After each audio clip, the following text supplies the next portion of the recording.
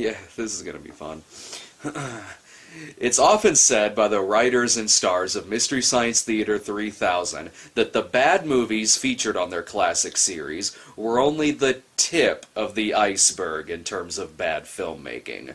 And in this very informative interview with Mike Nelson and Kevin Murphy, the two of them discuss what is arguably the most notorious of all movies rejected by the MST3K crew. I remember now that hillbilly teenage adult, I don't want to say the name because some of you freaks out there will try to find this film, and that's just wrong.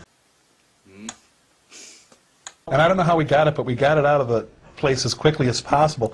It was about child brides. And it was Which just gives you a clue to the title of the film. But and it was all set in Crackerville, and it's like they actually hired, you know, people who lived there rather than actors. And I had a good cry after that one, and then a little liquor and a shower. We should break tape and shower right now. In fact. That movie was a 1938 B movie called Child Bride, which, as you can see, was deemed too horrendous by the Satellite of Love. Well, I have no standards. I'll do it. Believe it or not, I'm walking on air. I never thought I could feel so free. Flying away on a wing and a prayer. Who could it be? Believe it or not, it's just me.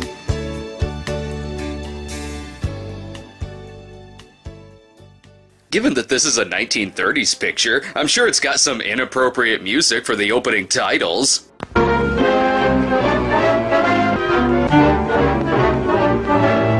Classy. Nothing says anti-pedophilia like hijinks music. Oh wait, never mind. Maybe it is classy. After all, they're counting on the fact that the audience for this film can read. Here is a page of the Book of Life. Yeah, sure, if that book was written by Gary Glitter. I guess when characters in the movie do something wretched, I'll just have to remember that it's back yonder folk. The movie also claims to neither ridicule or defend these people's mode of living. It's about people who partake in child marriage. It's okay to ridicule them. But we have to remember that the point of the film is to abolish child marriage. You know who should really abolish it instead of this movie? The police! The lead child actor of the film is young Jenny, who has fallen asleep reading Child Marriage is a Crime. I heard the alternate title for the book is Fucking Duh! Jenny lives with her family in the Ozarks, and really, with that dress? If it weren't in the 1930s, I'm sure Tracy Lords could play this part. Jenny goes out to tend to the pigs, while young Tom Sawyer here chats with his paw. Gee, I was gonna go after Jenny. You think it's innocent now, but he was really talking about the pig. I don't see why Jenny wouldn't want to hang out with this youngster. He seems innocent enough. That's a laugh that says, I think you're funny, and I also want to wear your skin. Jenny and Freddie make their way to school, and both of these actors, I don't know, have a very adult way of delivering their lines. Did you study your spelling lesson? No, it's no use. Anyway, my dad says that teacher don't know how to spell. Why, Freddie Nutty! My teacher knows all the words in all the books and all the words. I guess everyone in the Ozarks was mentally 12 going on 43. It cuts to a shot of the school briefly. That way it can cut back to Jenny wearing a completely different dress. They hear a gunshot in the distance, but it could easily just be a cow who fell asleep on a barrel of gunpowder. Oh, never mind. It's Freddie's dad. Not sure what this has to do with child marriage, so I'm guessing it's simply an on-set accident. It's gonna be all right, Mike. It's gonna be all right. That's right. We'll tie some rope and an ear of corn around the wound. He'll be just fine. Despite the whole father getting shot thing, the two make it to school, where the students sing a giant clusterfuck of a song to start the day. Reading, writing, arithmetic, learning in and rhyme. Jingle bells, jingle bells, jingle all the way. When in school, oh what fun, studying and play. I'm sure that's the world's only song that combines being in school, arithmetic with an R, and fucking Christmas? I like the 30-year-old student in the back, seen here swinging at John Woo movies. Sad thing is, this guy is the valedictorian. The students approach the teacher's table for a spelling bee, and what the fuck? Is this the Ozarks, or did they walk off the set of a nuclear holocaust film? You try it, Bill. Bandish. B-A-N-D-H-I-S-H. You'd better take your book home with you tonight. Oh, come on, start him out with an easy word, like gravy. I like how the age range in this class is kindergarten through graduate school.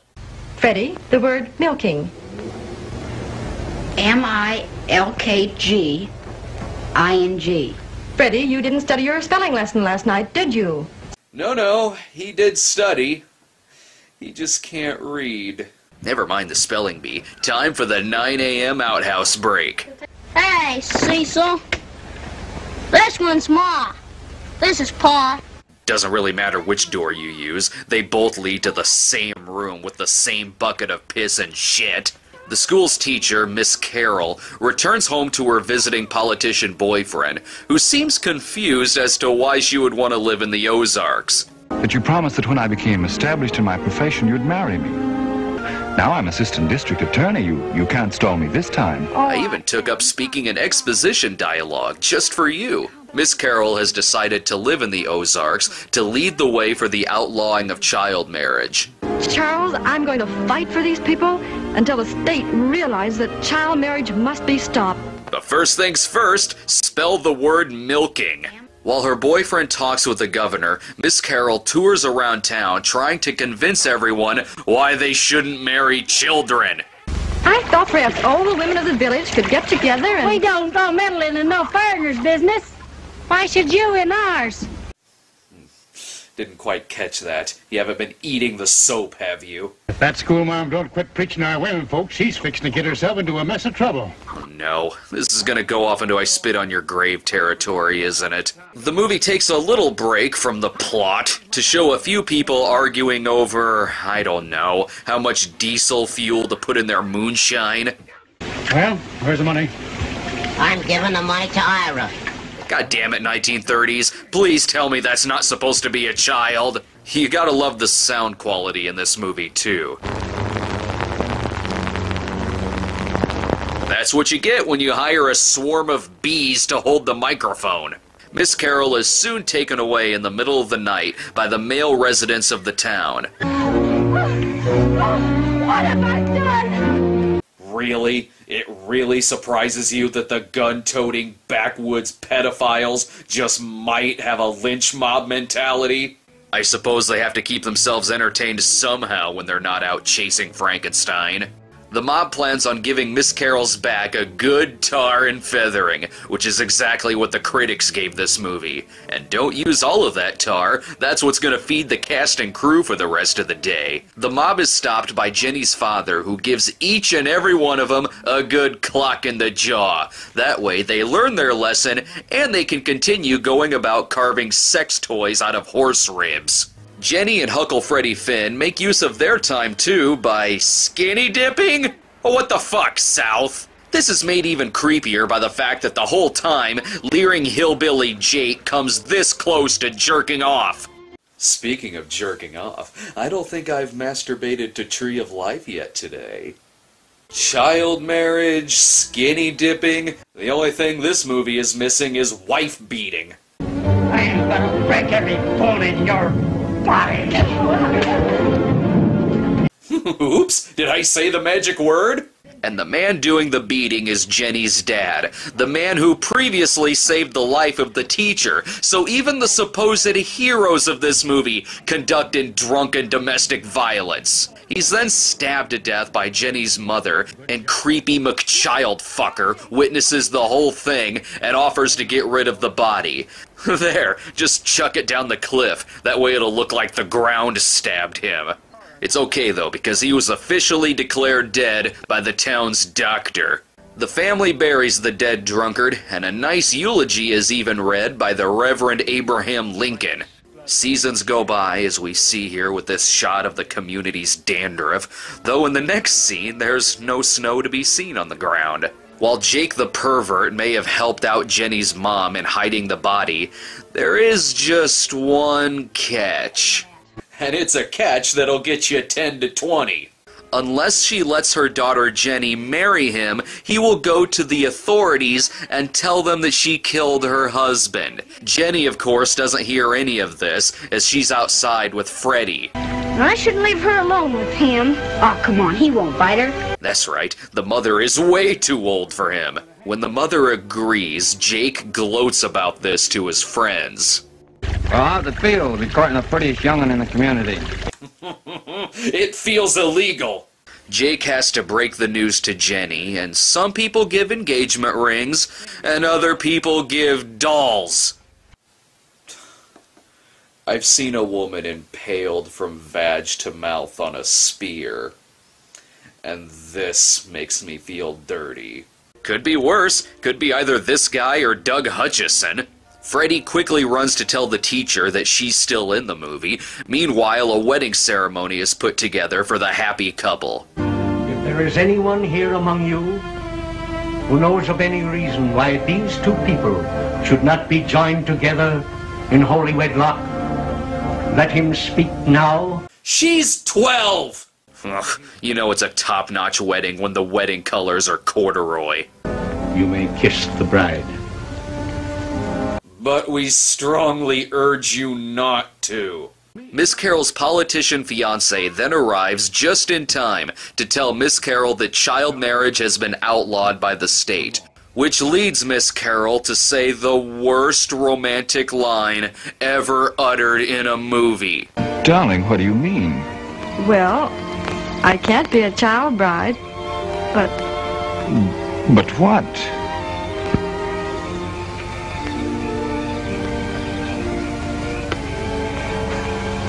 Jake is then killed by the tiny moonshiner, while Freddie swoops in and rescues Jenny by saying a romantic line that's better. It's all right now, Jenny. You don't have to be his wife. Later, you can be mine. Oh, Freddie.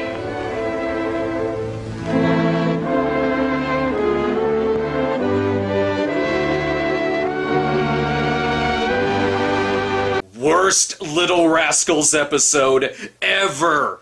You know, normally I have to ask myself just who in the hell the audience was for these movies, but in this instance, I really don't want to know the fucking answer. I can see why this movie was passed up by MST3K, because as it turns out, pedophilia is kinda hard to make fun of. Go fucking figure. And now I'm off to have a good cry and a shower. Is Daddy drunk again? Yeah,